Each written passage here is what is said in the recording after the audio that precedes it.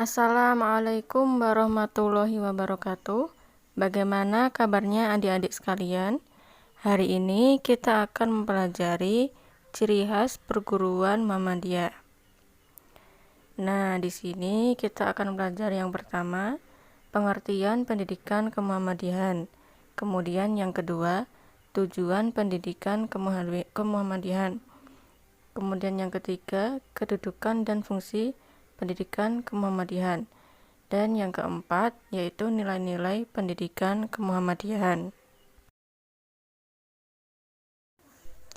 Menurut bahasa, pendidikan kemuhammadiyahan merupakan pendidikan atau pelajaran tentang segala sesuatu yang berhubungan dengan pengikut Nabi Muhammad SAW.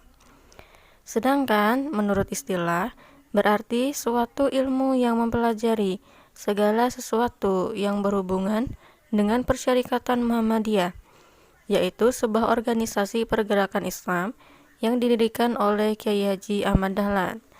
Nah, dengan demikian, pendidikan kemuhammadiyahan dapat diartikan sebagai kegiatan pembelajaran mengenai hakikat, visi, dan misi pergerakan Muhammadiyah dalam seluruh aspeknya dengan maksud menumbuhkan nilai-nilai dan sikap hidup Islami sesuai dengan Al-Quran dan Sunnah Rasulullah SAW yang diwujudkan dalam pandangan, pendirian, dan sikap hidup serta perjuangan dalam membela agama Islam.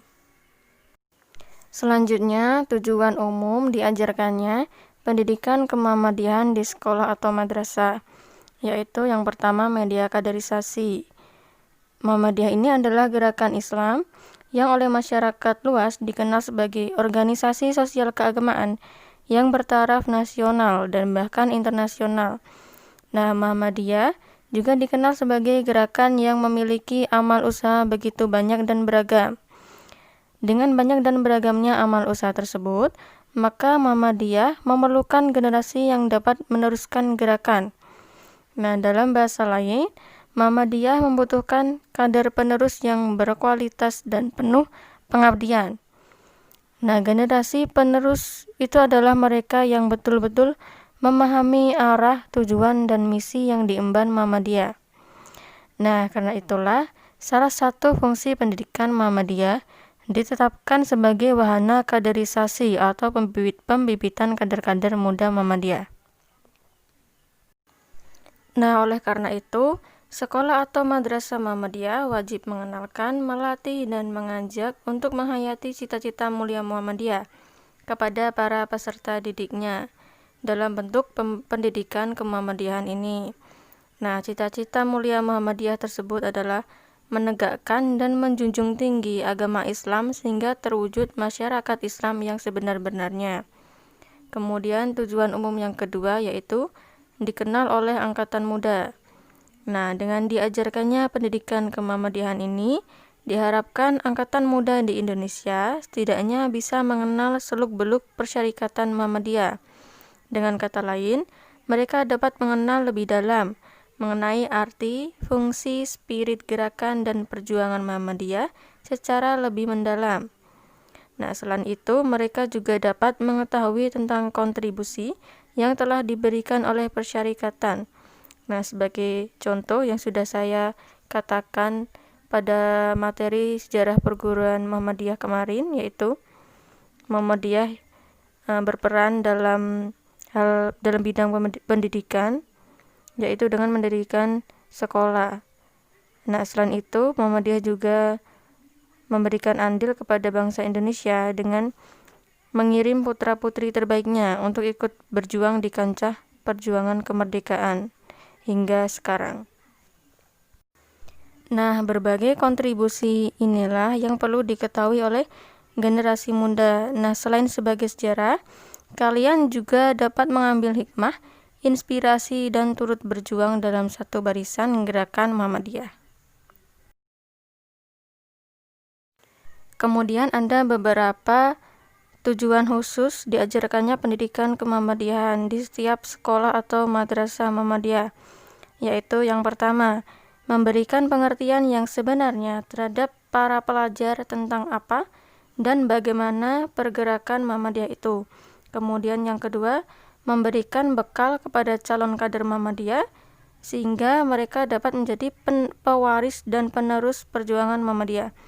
Kemudian yang ketiga, memberikan bukti nyata kepada semua pihak bahwa amal usaha Muhammadiyah itu ikut andil dalam memajukan masyarakat serta umat manusia semata-mata untuk mencapai ridho Allah Subhanahu wa Ta'ala di dunia dan akhirat.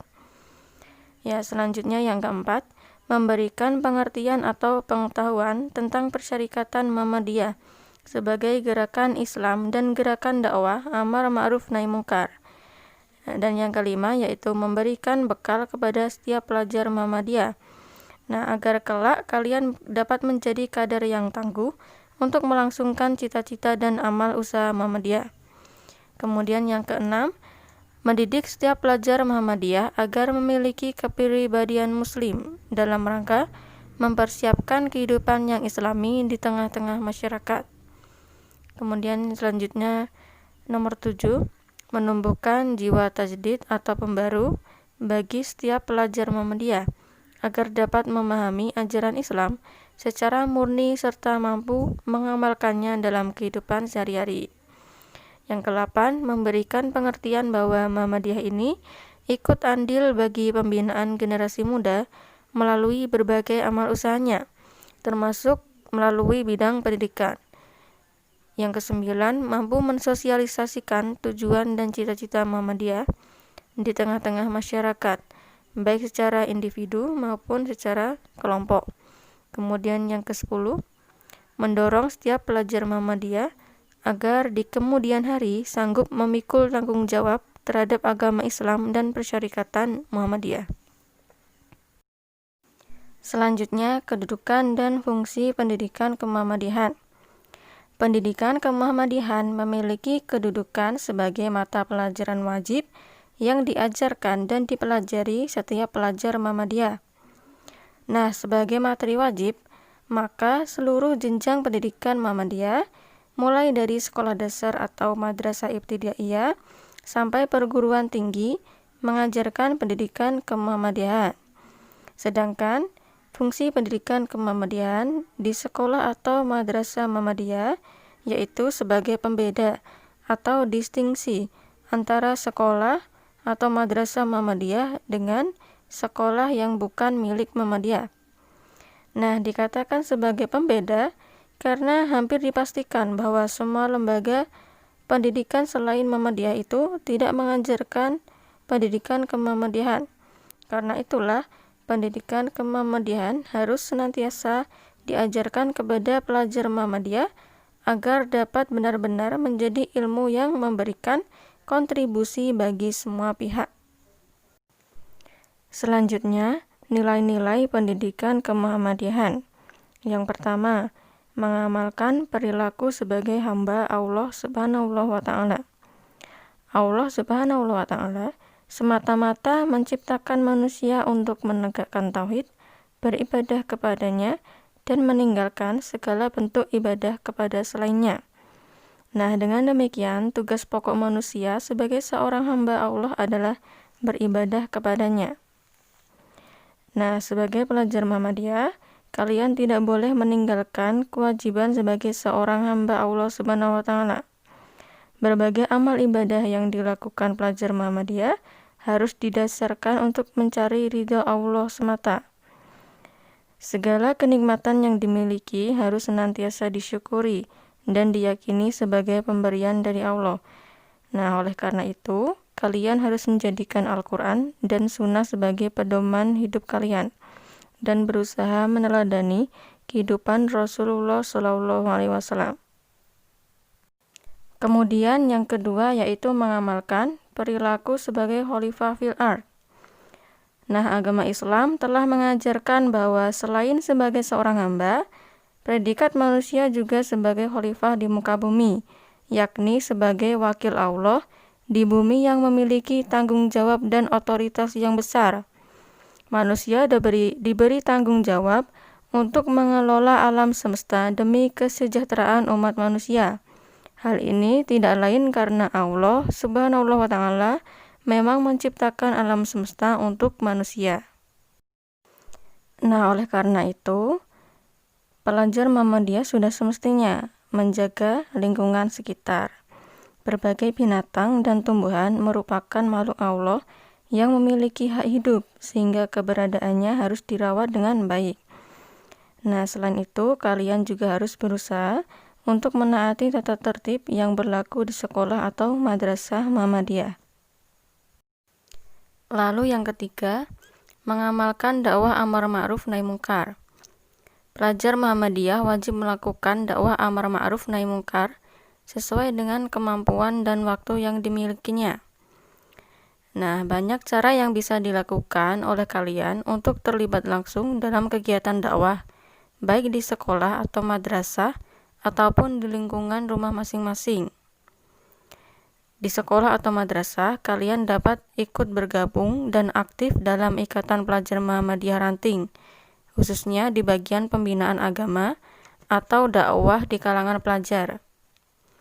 Kemudian di lingkungan masyarakat, kalian dapat membantu ataupun menyelenggarakan pengajian bagi anak-anak di masjid ataupun mushola.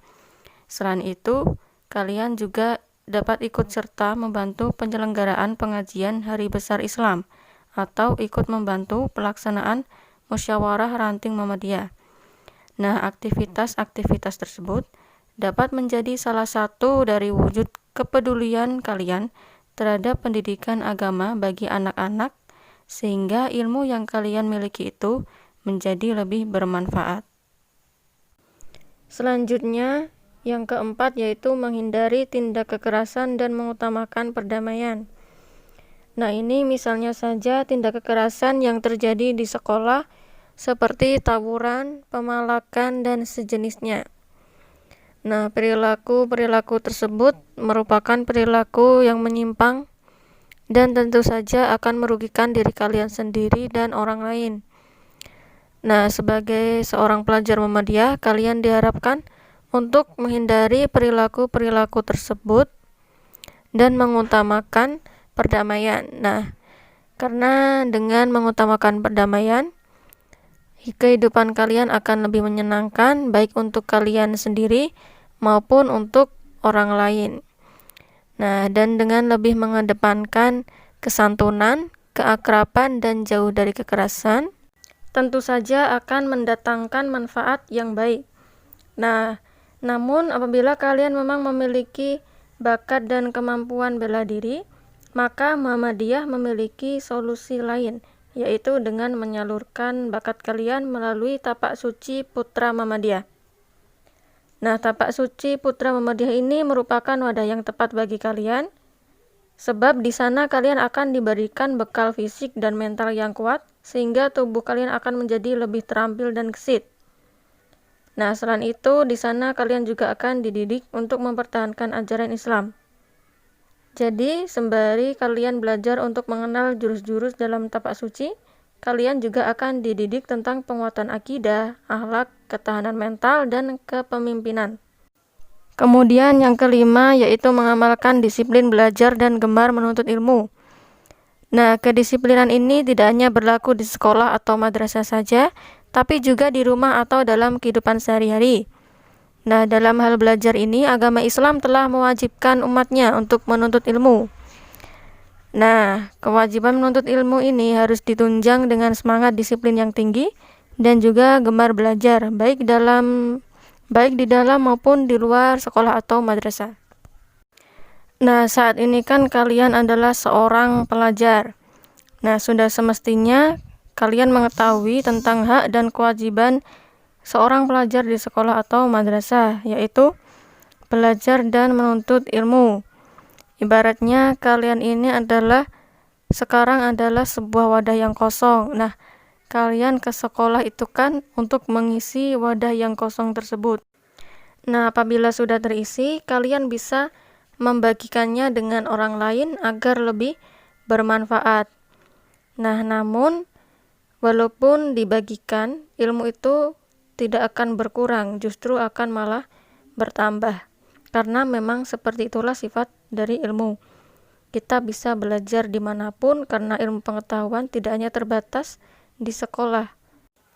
Kemudian dengan disiplin dalam belajar, kalian juga bisa menghindari perilaku negatif, yaitu menyontek pada saat ujian.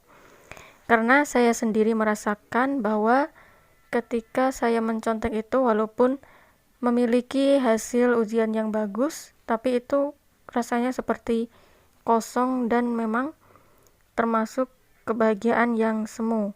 Karena pada dasarnya itu seperti sedang membohongi diri sendiri. Nah, kemudian saya mulai berusaha dengan kemampuan saya sendiri, meski walaupun hasilnya memang tidak seberapa, karena manusia memang tidak sempurna, jadi tidak apa-apa. Namun saya merasa lebih puas karena saya bisa jujur, tidak membohongi diri saya sendiri, membohongi guru dan orang tua. Jadi percaya saja pada Allah, ikhtiar dan doa kita selama ini pasti akan diberikan balasan yang lebih baik bila kita tetap berusaha dan tidak menyerah.